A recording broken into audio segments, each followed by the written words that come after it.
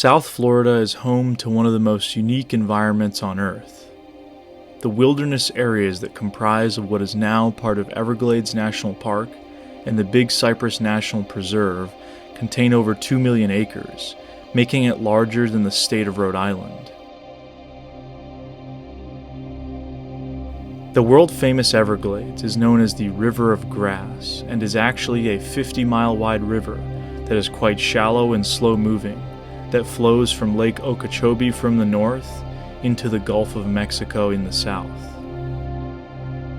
The Big Cypress Preserve is often overlooked or lumped in as part of the Everglades, but in fact it is unique in its own way, comprised mostly of cypress swamps, sunken prairies, and hardwood forests at elevations of a few feet higher. Despite human encroachment, this area overall has remained a wild and remote place since the dawn of time. Its history with human beings is ultimately what led it into what it is today. For thousands of years, indigenous hunter-gatherer groups like the Calusa and Tequesta tribes lived in the area of South Florida, foraging off of the land's abundant resources. In the late 1500s, the Spanish Empire took control of Florida and ruled it until 1763, when the British took it over for a period of 20 years, after which it was returned to the Spanish and would eventually become part of the United States in 1821. The colonial rulers of Florida showed little interest in the vast wilderness of South Florida, instead focusing on other parts of the territory. It was during these hundreds of years that the Calusa and Tequesta largely died off due to disease and war with the settlers, but some may have been assimilated into other groups of natives like the Seminoles from further north who had been pushed south by conflict. Shortly after Florida became a U.S. territory in 1821, there were a series of wars known as the Seminole Wars between the U.S. and the Seminoles that largely led to their expulsion and death. However, a few hundred managed to survive in the deep wilderness of South Florida, and their descendants still inhabit the area to this day. Florida did not become a U.S. state until 1845. It wasn't until after the U.S. Civil War, however, that attempts to tame this wilderness in South Florida began. The struggling post-war economy of Florida began a recovery that would include trying to drain this river of grass for development and agriculture, as the area was largely viewed as worthless swampland. From 1881 to 1930, the population of Florida began to grow due to the dredging and development.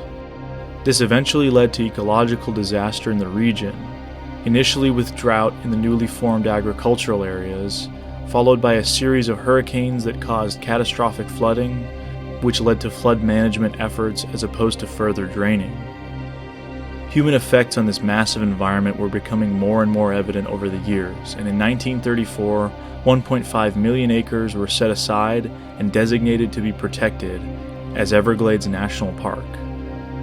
Comprising only 20% of the original Everglades area, it is now the third largest national park in the lower 48 states of the U.S. As for Big Cypress, it wasn't until 1974 that the preserve was established, after efforts to create the largest jetport in the world in the area were thwarted, which likely would have destroyed the ecosystem. Big Cypress comprises of over 720,000 acres, directly to the west of the Everglades. It was the first national preserve to be set up in the U.S. The overall Everglades and Big Cypress area today supports an ecosystem unlike anywhere in North America. Hundreds of species of insects, birds, fish, reptiles, and mammals inhabit the area, including prolific species like the manatee, the American crocodile, flamingos, black bears, the American alligator, and the ever-elusive Florida panther. Due to the area's subtropical nature, there are numerous invasive species from around the world that survive in this area, including most notably the Burmese python. There is one creature, however, that does not officially exist, but has been spoken about in one form or another for centuries in the Everglades and surrounding areas. It is that of the skunk ape, a hairy man-like creature not unlike Bigfoot or Sasquatch sightings from across the rest of North America. The pungent odor described by some eyewitnesses is what gives the skunk ape its name. Seminole stories tell of the tall man of the woods, while settler stories of a man-sized monkey were told across the state, with sightings seemingly on the rise from the 1970s and onwards. While Florida's population has grown from just under 1 million in 1920 to over 20 million by 2020, the wild areas of South Florida, like the Everglades and Big Cypress, still remain. Could this massive area support something akin to the skunk ape? This is exactly what the Bigfoot Beyond the Trail crew set out to find out by exploring the area. Before heading out to Florida, I met virtually with Scott of the Bigfoot Mapping Project. Awesome to be with you, man. So you obviously do a lot of stuff with mapping, and you've been doing the Bigfoot Mapping Project, which I think is really cool. And obviously we've been talking a little bit behind the scenes about putting together a map for this kind of upcoming expedition that we're doing.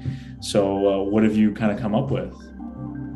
So I made a web app using ArcGIS Online and a lot of Florida Wildlife Commission data, along with data from the Bigfoot Mapping Project, and hubs and corridors from the SECA, Southeast Conservation Adaptation Strategy, and basically made an aggregation of all of that into an application where you can access all that data for your expedition on your computer.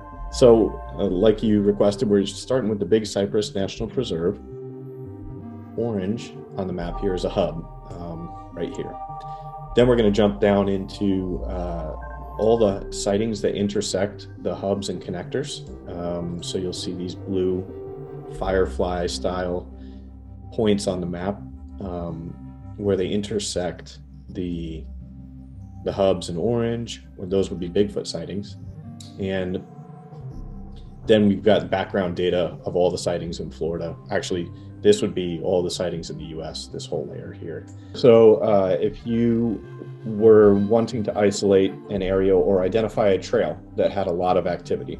So let's say you get to Big Cypress National Preserve, and in addition to these anecdotal stories, you want to tie them to a geographic location. Well, you can look at the map here and you'll see these sightings here, this grouping, kind of in the bottom left center of the screen.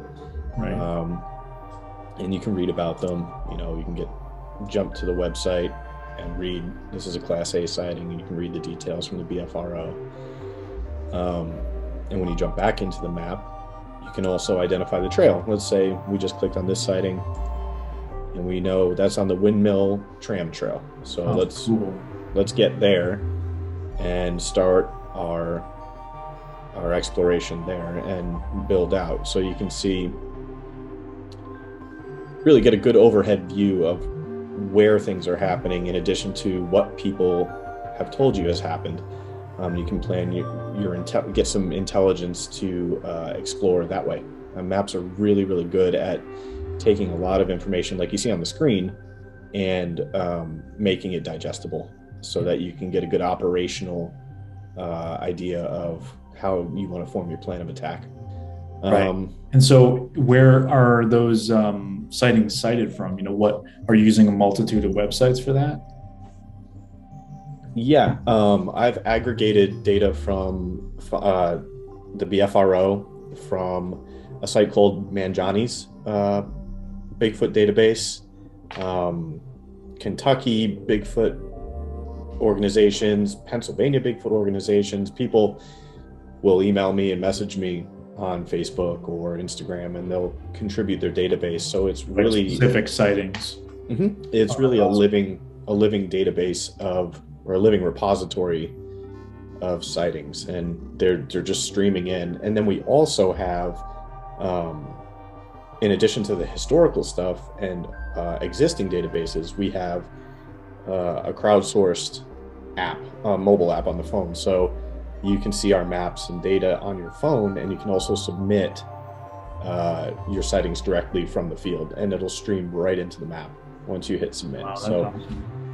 It's super similar to what the Florida Wildlife Commission has on their website, with the tracking data for the Panther, you can upload the photo, you can talk about where it happened. So I think in Florida, there's a pretty unique, I don't want to say exactly a parallel here, but you have a population of, the only really recognized population of mountain lions, Florida panthers in the east, in the eastern part of the United States, and there are sightings going on and people can report. So you have a little bit of a kind of parallel of a very elusive creature that's being seen in a state.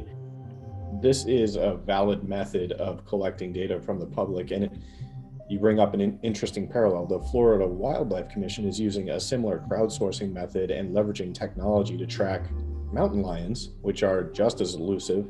Here we are doing the same thing, approaching it as if we're a conservation organization using established methods to collect data from the public. So we're really trying to follow established and accepted scientific methods for collecting data via crowdsourcing. So it is an interesting parallel to see it in the map and used for a creature that we have been able to document.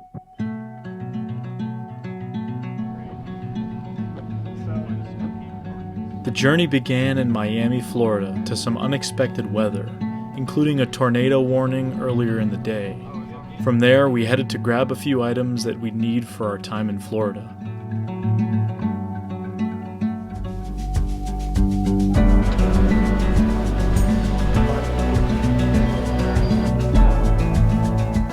Eli's stylistic choice. Getting ourselves some boots. Getting some swamp boots. Should serve us well.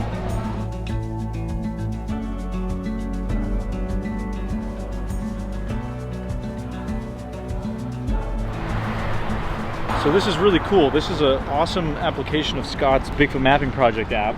So right now we are basically on the edge of Miami. So if you check out on the map here, that's the Miami sort of metro area. This is the Everglades to the west. Now you see a lot of those yellow sightings. Those are Bigfoot sightings. But you click on them.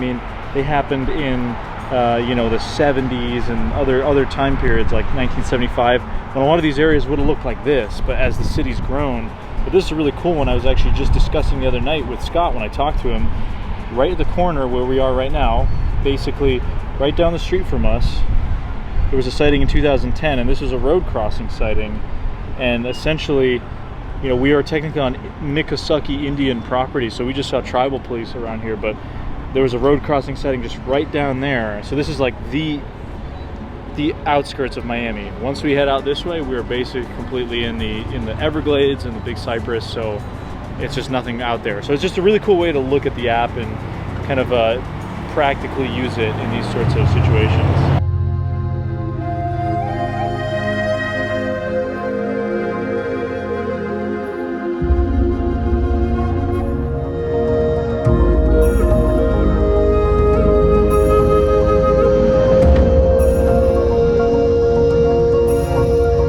With civilization in our rear view and the pavement beginning to end, we found a place to camp for the night off of the famous Loop Road section of Big Cypress Preserve.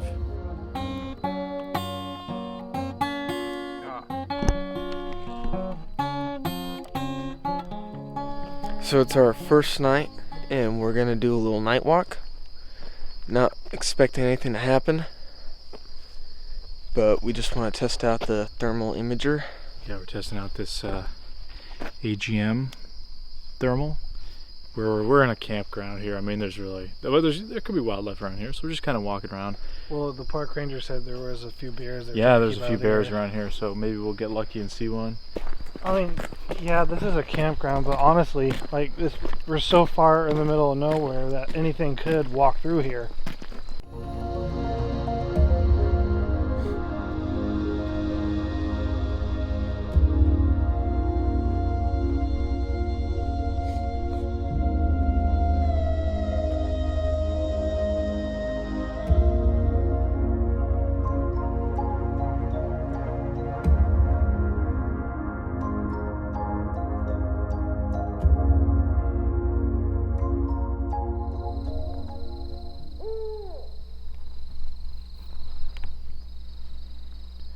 Very weird barn owl. Very deep. It's not moving.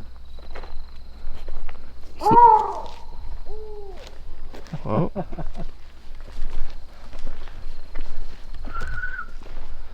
Harassing the local wildlife. success. We tried out our toys. That's basically what we did. I think it's a success. This is a success story. Small town monsters. Huh? We got crocs over here? There's only gators here. Oh, crocs.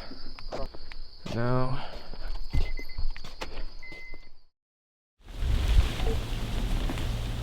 Unbeknownst to us, there had been a possible skunk ape sighting a few days prior by a group of campers not far from where we were on Loop Road. We would come to learn about this sighting from the Skunk Ape Research Headquarters, our next stop.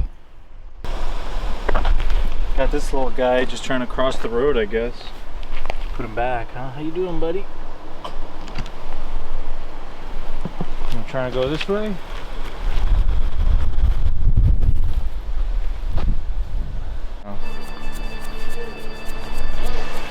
Let's get it.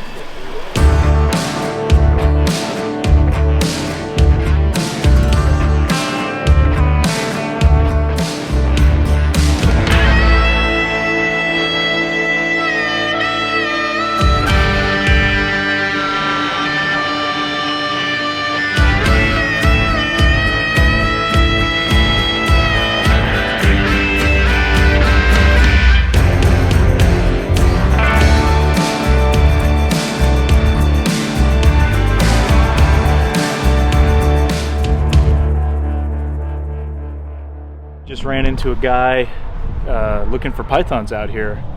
So a lot of people might be familiar, and here in Florida there's a lot of invasive pythons, and we're kind of walking this stretch of road. If we see one, I guess the protocol is you just got to kill them. Can't take them live. It's illegal to transport them once they're alive or while they're still alive. So you got to kill them. There's really no reward. You're just kind of doing a service and protecting this area from an invasive species that wreaks a lot of havoc. So maybe we'll see one if we see one. That's funny because like up where I'm living, it's the same with iguanas, dude. They're pretty invasive animals. Invasive iguanas, yeah. Yeah, so it's more of a service that you have to put them down than to keep taking them. Yeah, that's the unfortunate aspect of human interference with an area like this, that you have these huge animals that just thrive because there's nothing to stop them. I mean, there's gators and panthers, but they eat, these snakes will eat anything. So, well, if we see one, that'll be interesting too.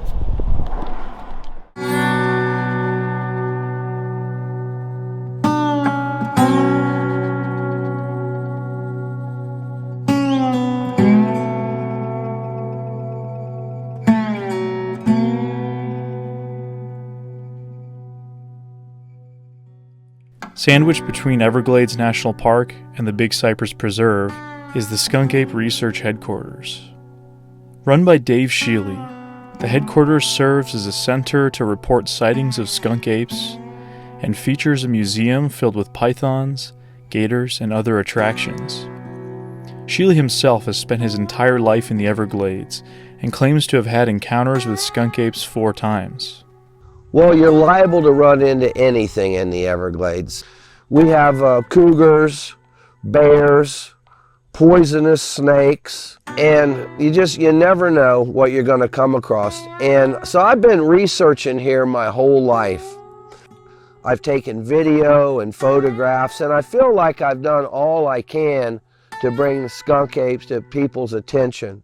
If you were here in the Everglades and you were driving down a road and happened to be that a skunk ape crossed paths with you, if you were familiar with the Bigfoot, you'd say, I just saw Bigfoot.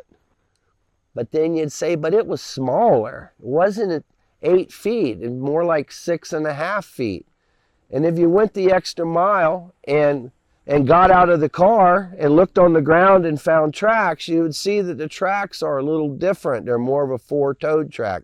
So there are differences, but I believe it's the same animal. Visually, at a glance, definitely a Bigfoot.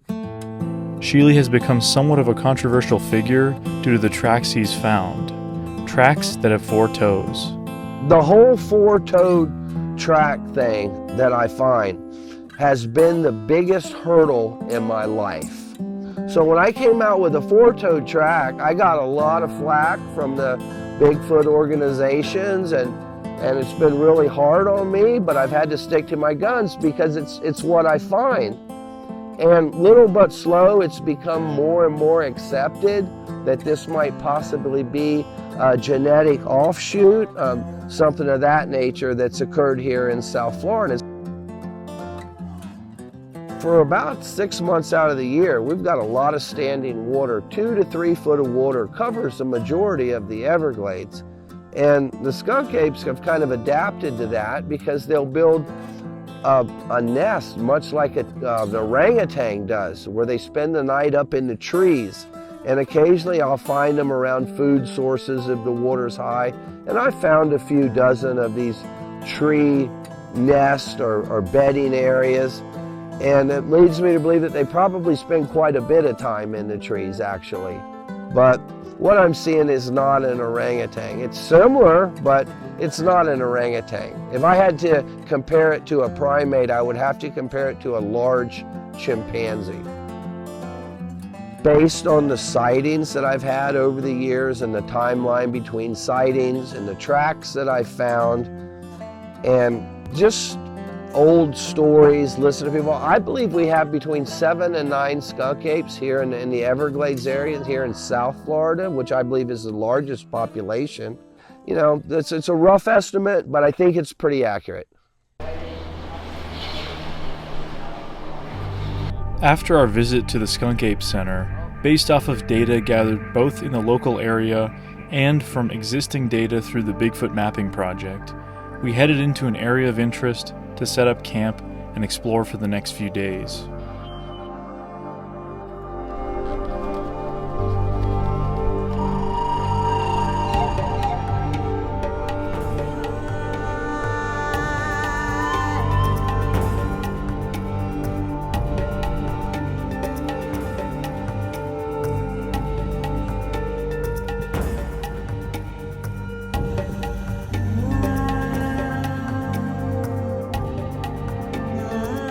Given we were essentially surrounded by tree hammocks and prairies, we decided to set up a plan of attack for the area. While we were there primarily for the skunk ape, given the fascinating parallel with the elusive Florida panther in the area, I could not help but be intrigued. With Scott's addition of panther telemetry data to the Bigfoot Mapping Project map he made for us, plus the Florida Wildlife Commission's panther sightings map and intel from the preserve headquarters, we decided to head into one section of the preserve near camp with recent panther activity in order to set up some trail cameras that would remain in place for a number of days. So safety basics, we got to watch out, obviously gators and snakes. Snakes are probably the biggest concern. It is getting later in the day, so it's getting a little bit colder, so that should be good. We're under 70 degrees at this point, which I think is good from what I've been told, so just eyes peeled at all times where you're stepping. No doubt.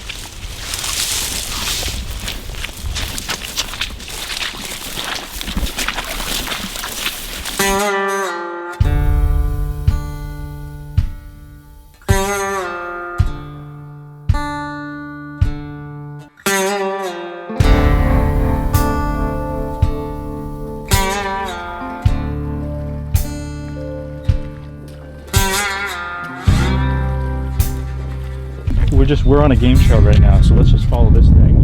We've got those tree islands over there. That might be a good spot for the cams, but I mean, we're getting little prints, a little mice and stuff, and deer right here, so this is a perfect thing to follow.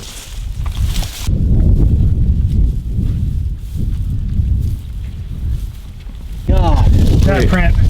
Got a cat print. Oh, dude. That is a cat print right there. That is a cat print. Oh my God, dude, look at that, beautiful. That is either, that's either a bobcat or a small panther. Oh my God, dude. Newer iPhones can do like that 3D scan? Yeah. Oh, do it, yeah. I haven't tried it on I got this. So there you go, now we have that. That is so cool. It's a 3D scan of the track. More clear. More or less accurate. That's crazy. Another one. Pretty cool.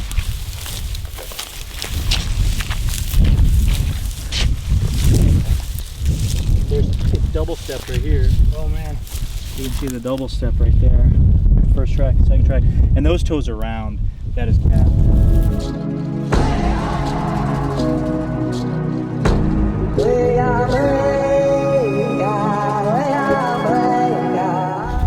Right here, maybe facing this way, you get whatever's walking by. Yeah, sure. Trail cameras largely have seemed to fail when it comes to Bigfoot research across North America, so my hope was to get panthers or other wildlife in the area on camera.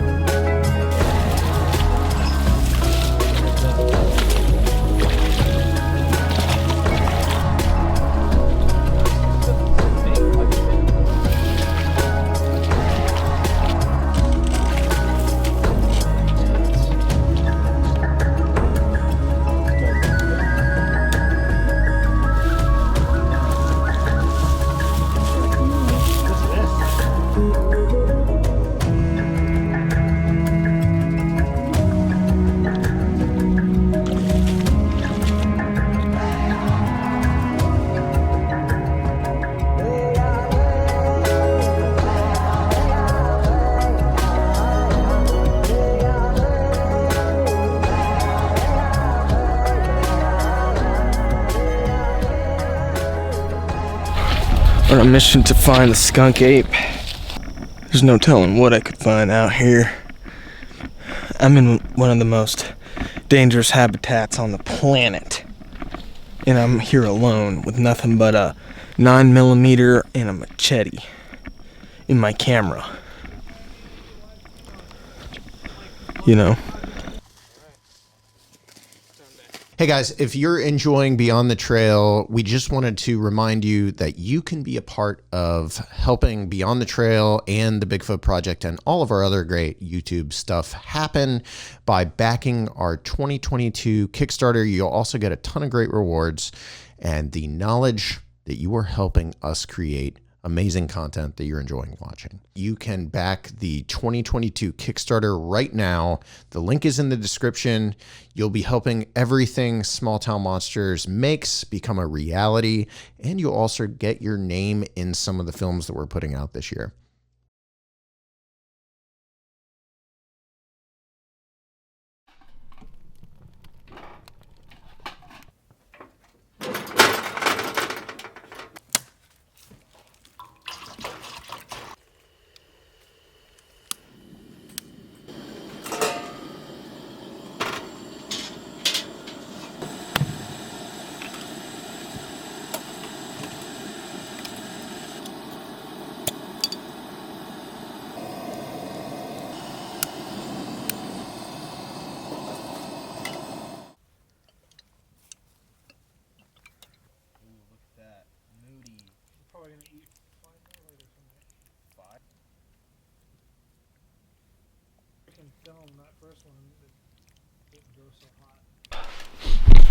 So we're just chilling here in our camp, going over the photos for that that cat print that we found out in the prairie earlier.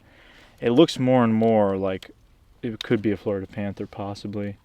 Yeah. It fits the dimensions. It's about 3 inches long, 3 inches wide, which from all the information I've been able to see is pretty standard for a Florida panther. What's that whole thing where like animals are smaller closer to the equator? Bergman's Law, yeah. You see the deer prints down here? Yeah, dude. They're tiny. Yeah, they're really tiny. In my area, the deer prints in New Hampshire, they're huge.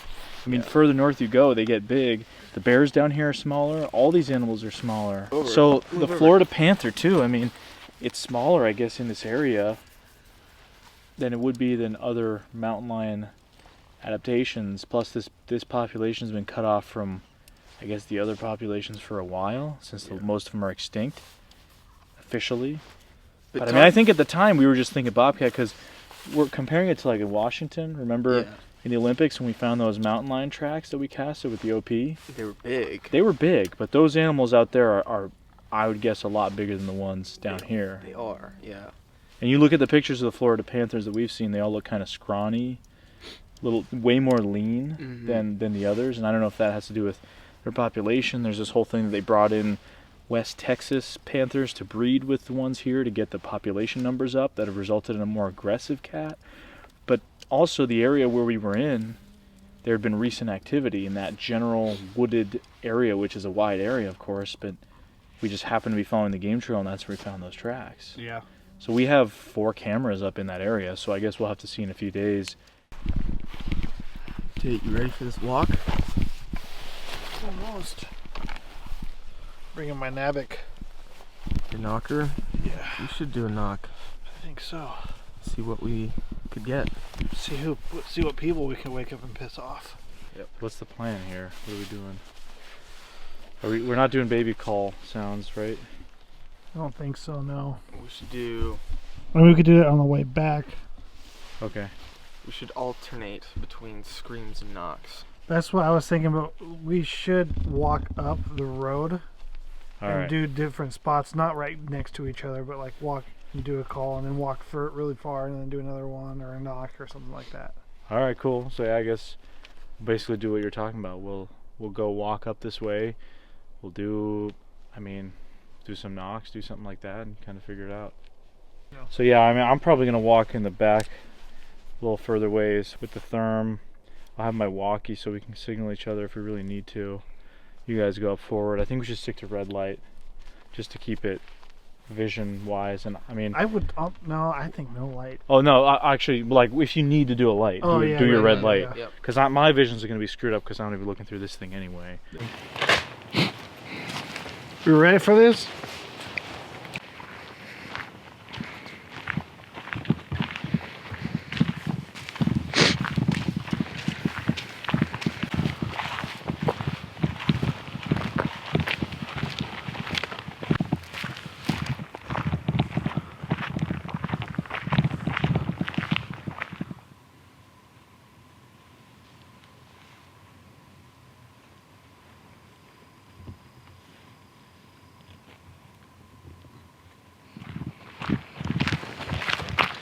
What's this? What's this? Croc action. Got some crocs. Some crocs out here. Dude, it is actually cold in the swamp. It is actually cold out here. What the heck?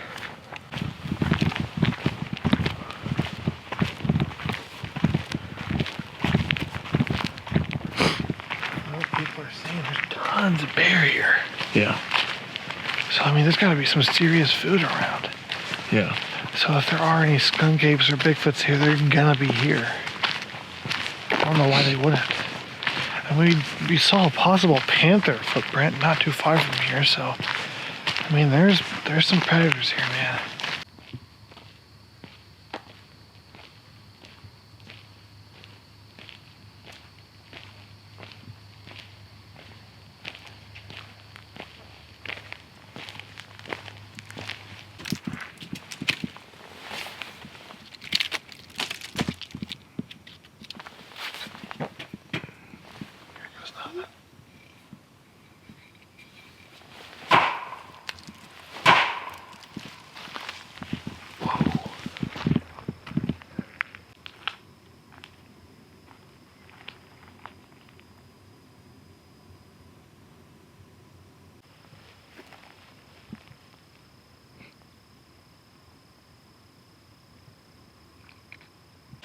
So that prairie is like to the left here, and then we're gonna go down that way on those off-road OHV trails.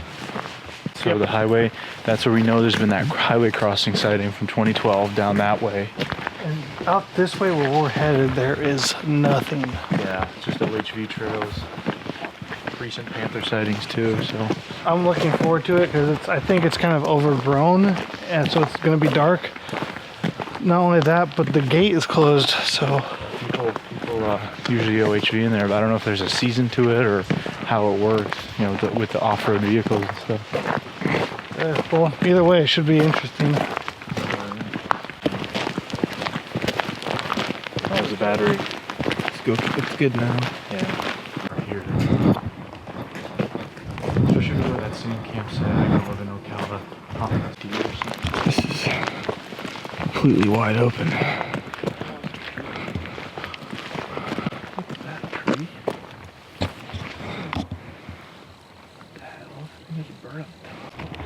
Yeah, so we're gonna go to the end of the prairie and try some screams.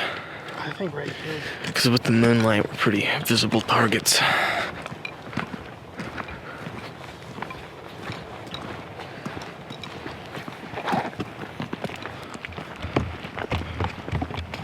So, I just don't like the whole screaming thing. I think it's kind of silly, but You want to do it's knocks? been effective. I think the screams are gonna be louder, right? Yeah. Attract something. I mean, so how what do you want to do it? Like a whoop or like a oh? I can do a scream if you No, but like, what do you want to do? Because we both have to match it. Do like a oh, something like that, sustained for a bit. Yeah, I guess. Want to try that? Our voices might sound different, but yeah, we can do it. As loud as you can, just fucking go for it. Cuss. You're doing that way? I'll do this way. Eli, you give us a countdown then. Okay, on go. 3, 2, 1, go. Oh!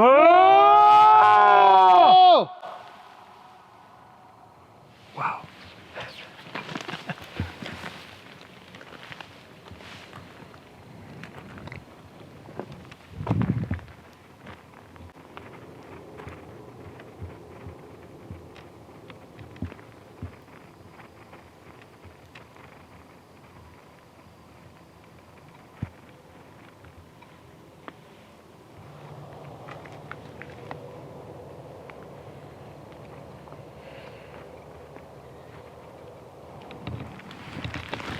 Start moving out. Yeah.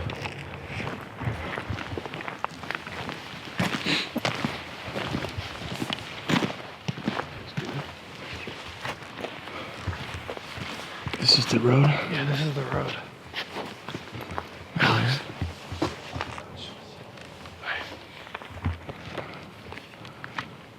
Oh, that looks cool. Is that a road that goes back in there? I don't know. Oh, shoot. No way. This looks sick. Look at this. We'd be so far from everything out here. We should camp here tomorrow night. Oh, we'd have to come all the way back up here. I mean, it's not that far. All right. It'd be worth it. There's nobody here. It's true. It's true. Oh, it's down that way. I don't know. Just in there. No idea. Let's go check it out later.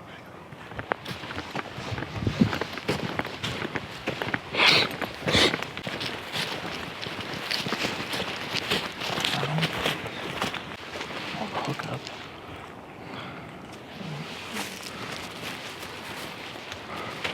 I'm not trying to knock him. I don't know.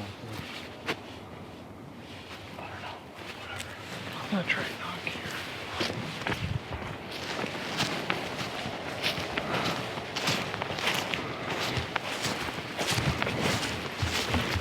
Put a water pump.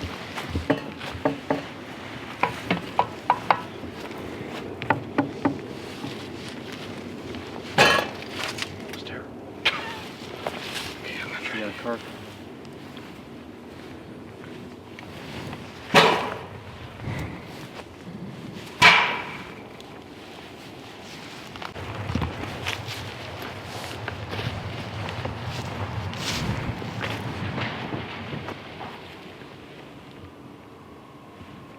I have no idea we're here.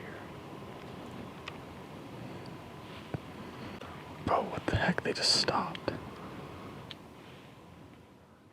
While out and about on the dirt roads near camp, from a distance, we noticed some people who were driving suddenly park in the middle of the road and acted suspiciously. As is usually the case while in remote areas, human beings tend to be the biggest threat out there, especially if engaging in illegal activities. With that awareness, we opted to turn back towards camp and head in the other direction instead.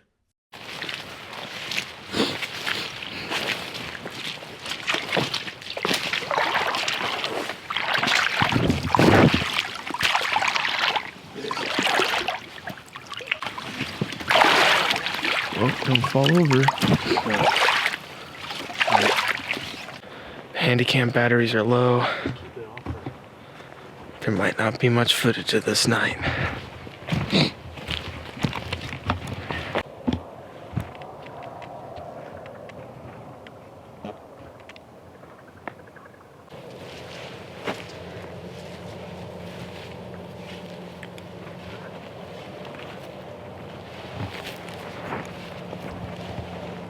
do a whoop?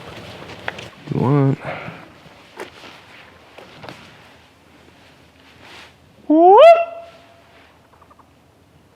No echo.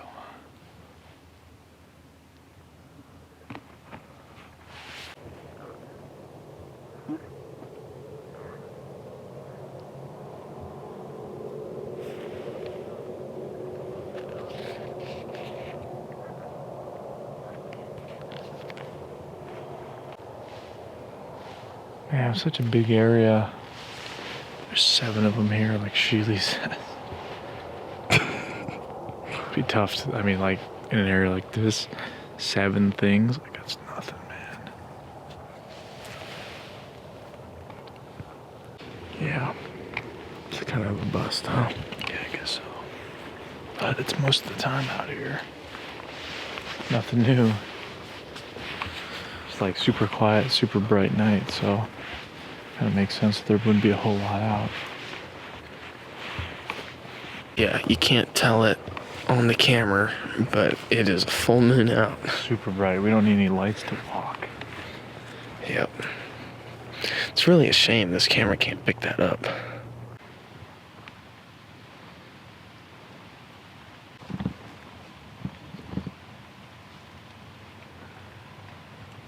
It's breakfast time. But cue the music. Cue the music. Editor, cue the music.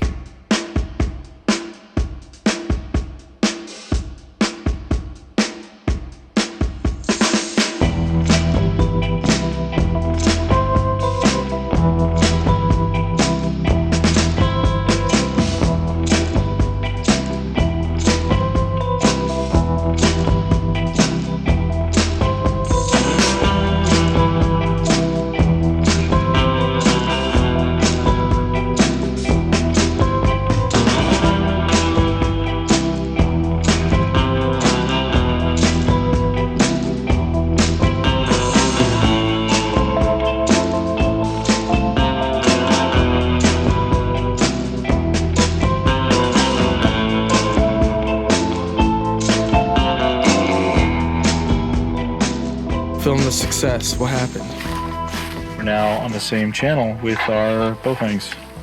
We are good to go. Yes, sir. All right. We started out kind of on Loop Road area. Yesterday we were down by Ochope, set up the trail cameras in this section here. Now we're up more towards in this area. We're going to start hiking a little bit in here and spend today and tomorrow here and just kind of check it out. We did a little road walk last night, but we want to scout out an area further out and maybe go at night. We might actually go backpack into that area tonight and just check it out. But for now, let's do a little recon in that area. We're just going to head basically right outside of camp and check it out. We've been checking out the Bigfoot mapping project app, and I can pinpoint my location. I know that there are some sightings that have happened not too far from here, including a 2012 road crossing sighting, or I believe, yep, and then there was also some audio that was heard in the 1980s up in this area. So there's a good amount in Big Cypress. So yeah, I'd say we just start heading to the swamp and just see what we can't find.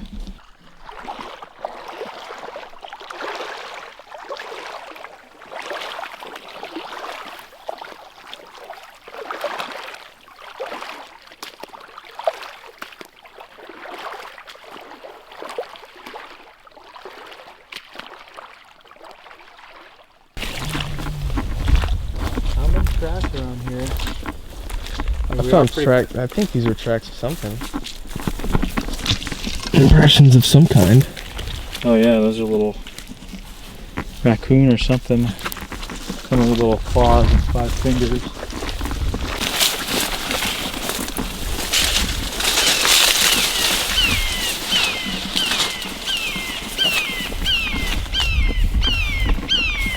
Somebody's alerting our presence.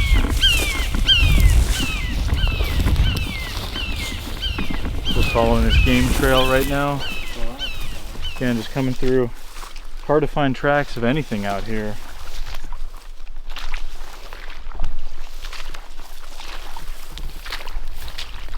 It's just deep. Deceptively deep.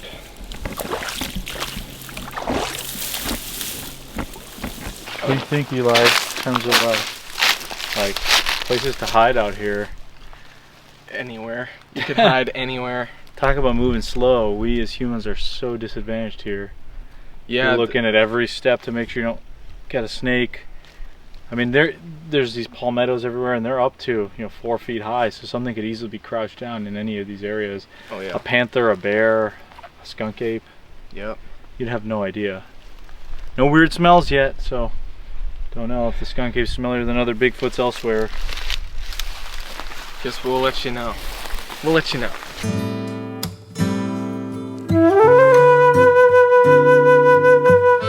Yeah, it's pretty crazy walking through these areas.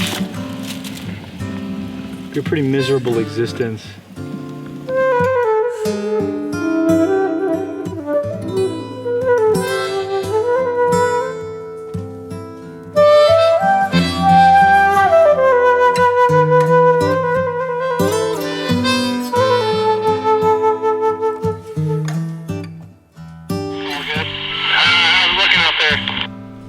Pretty swampy. I mean, we got just a lot of trees around here. We're walking through some mucky stuff. We're following some game trails. All right, well, we'll talk to you later.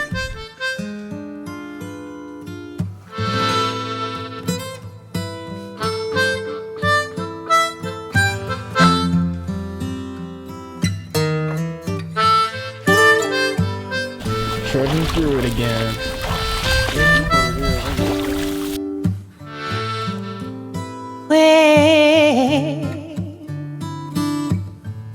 Of the morning. You'd be lucky to find a sign of anything out here. Seriously, like you were saying. I know. It's brutal.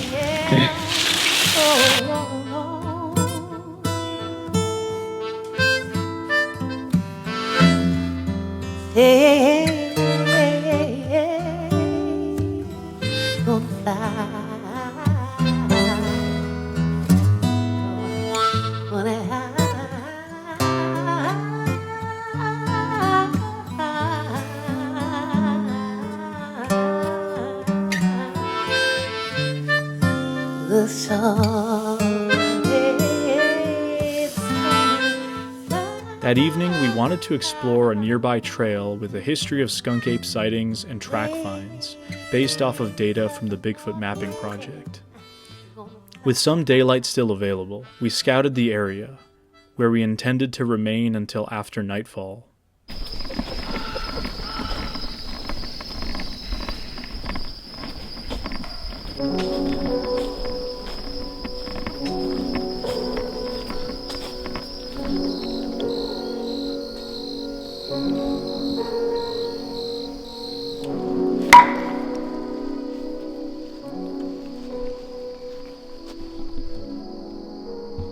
Here's your ring. I don't know if that's anything. Something's been. That looks like snake or gator. That's not people.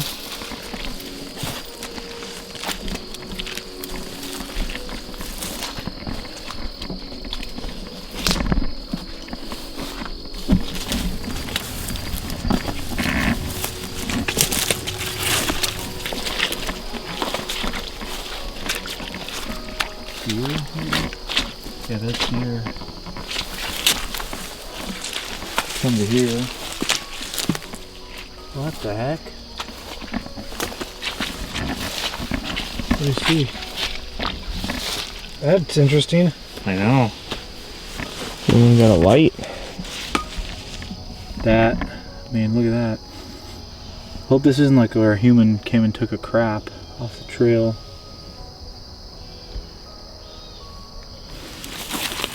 Cause look at that. That doesn't look like a boot though. It's weird, man. Its size is like. If I was to press in, it's very. But I don't like if it was a boot, you would see imprint. It's strange. Something else. Well, this branch is broken. Not that that means anything, but Look, all these branches are broken. You see that? Alex, look at this. Right through there. Yeah, you dude. see that? Look. Broken branch, broken branch, I know. broken. Again, you got these weird imprints. There's that one and that one in the front that are really Okay, look. interesting. There's a, like, that would be a mid-tarsal break. Yeah, No, I mean, look at the one in the front though. I mean, that's like well within. That's like almost the size of my boot right now. But the thing is, look. Yeah, it doesn't leave marks though. Like that did. No, but if you give it a day, there won't be any more. Oh yeah, that's true. Like, Can't get the flag deeper than that. Remember that. Let's just go up here. oh, bro, Oh, dude. how did we miss that? But So we just f***ed this whole area up by walking through here. 1, 2, 3, 4, 5, 6 breaks here. I mean, that doesn't mean anything to the other critter, but it all leads up to here, where there's breaks. And there's these nondescript prints. Something, like a pile. I don't know what that means. If somebody's dude in there. Should we go back and start getting geared up and like wait till it gets more dark? yeah, this thing is almost this on one bar. Alright, yeah. Not that far in.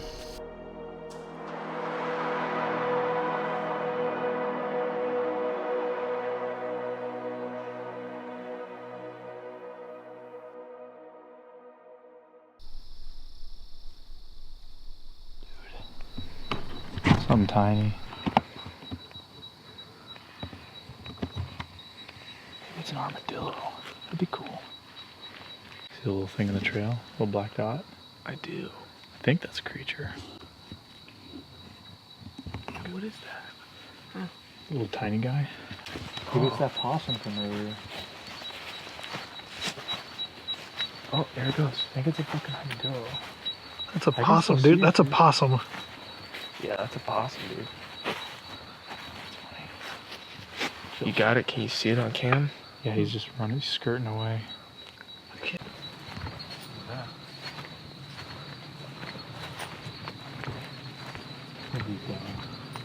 He's way up ahead. Oh, dude.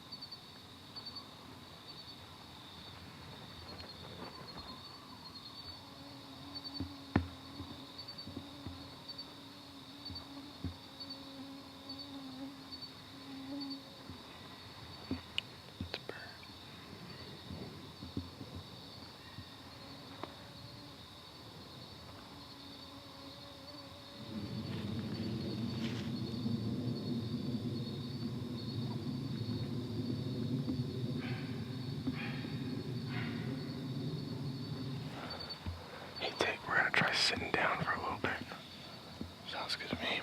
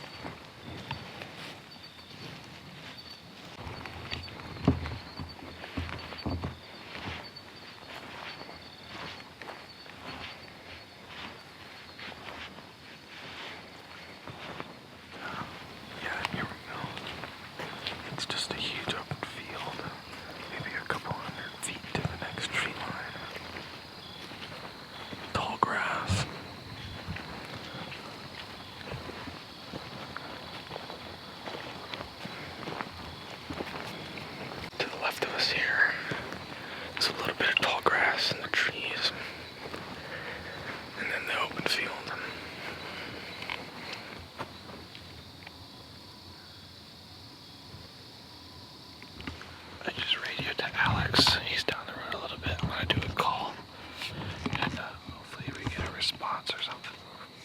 Okay. I'll do it right here. Yeah. Woo!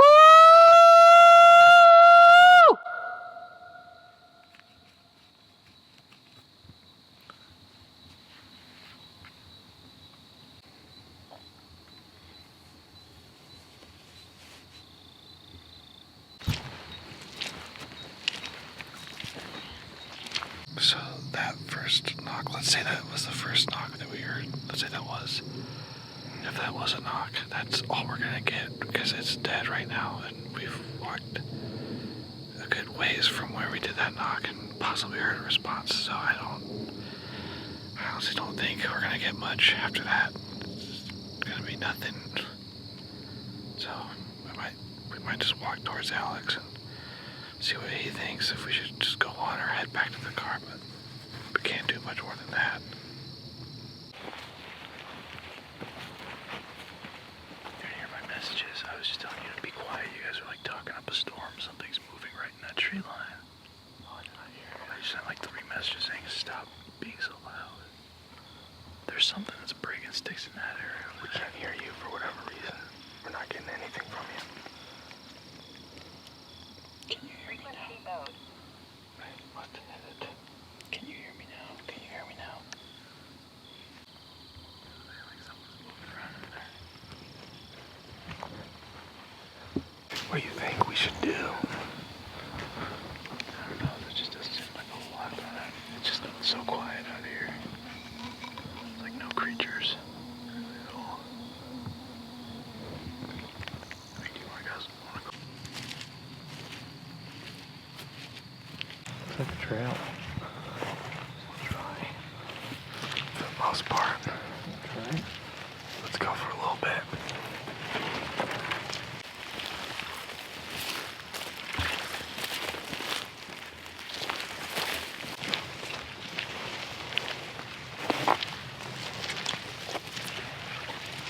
Got some tall grass on the other side. A couple of gator trails into this stream next door to the right.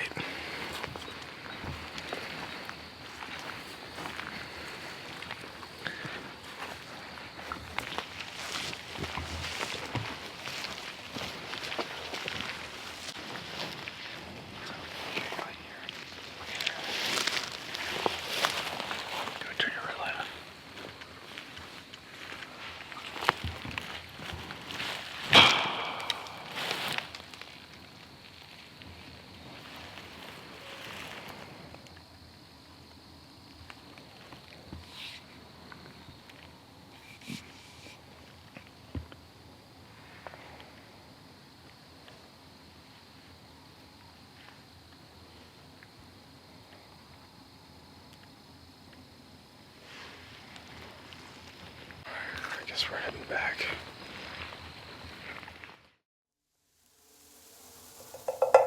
All right, we're going in to get the trail cameras.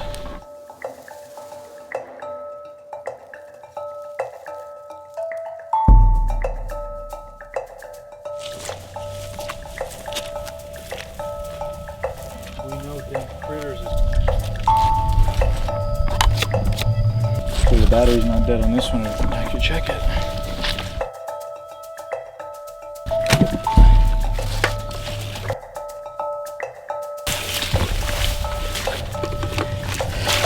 Last one.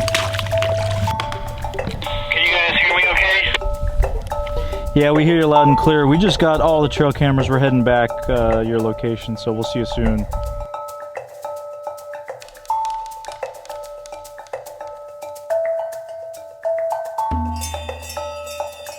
The game cameras did not capture much wildlife, aside from a rabbit and what appears to be a possum.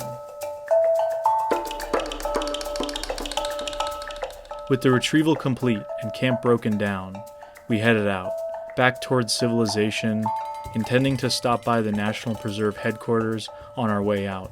Is that a bear? Way up there. Yeah, whoa, shit. Dude, that's a freaking bear. Where's the handy cam?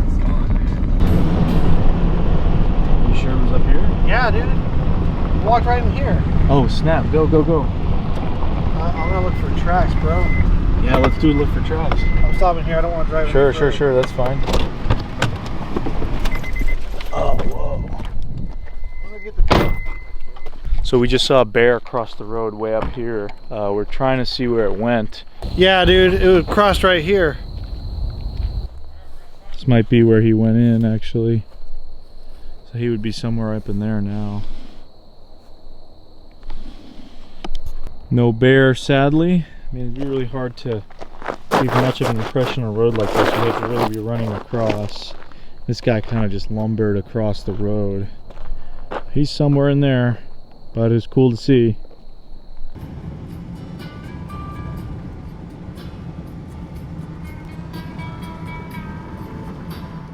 All right, so we're here at the one of the ranger stations here in the Big Cypress Preserve because we wanted to go over that track that we found. We've got 2 panther tracks here. This is clearly a bigger one, but this one matches very closely to what we had. You don't have that tape measure in your pocket, do you? So if we look at comparison-wise, we've got 3 inches across, so that's right around this, as well as 3 inches wide. I mean, I think we got a panther. No skunk ape, but we got a panther, so that's a win because these guys are pretty elusive. There's people who live in Florida that never see one of these that have been out there. It takes years to even see one, let alone our first time in and we see a panther. I just wish we could have cast it, but at least we got the picture of it. So there we have it. So closing thoughts, Big Cypress Preserve, Everglades area, South Florida.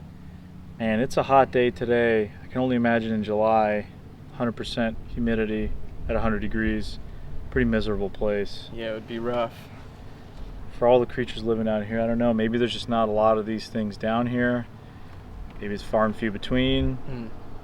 I mean, but then again, you got panthers and bears, other hairy animals that are living out here, so they're subjugating themselves to it.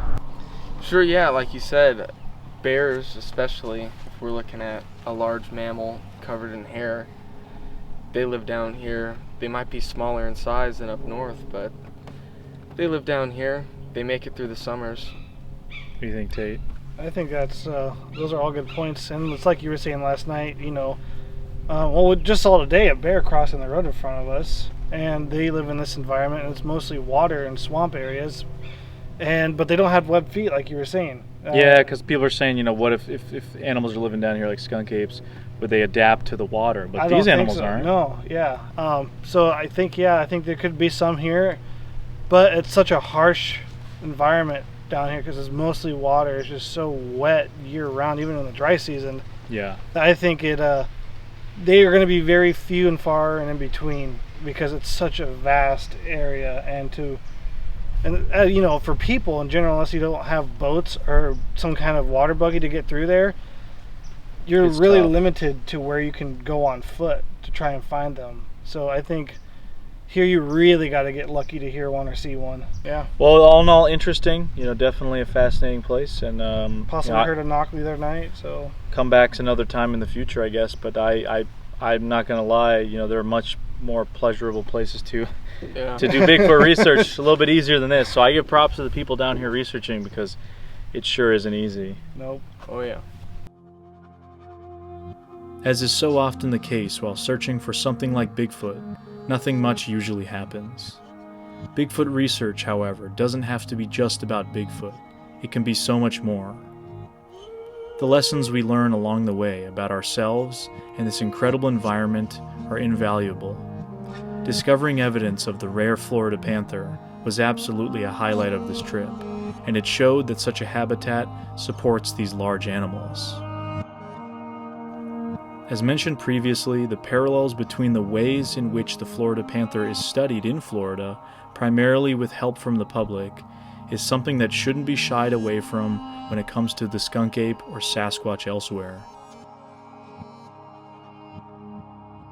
Whether myth or reality, the skunk ape seems to be tied to this wild place, and that doesn't seem likely to change anytime soon. One thing that is for certain is that this place is worthy of our stewardship and protection, as it was the case for thousands of years prior to our human attempts to control it.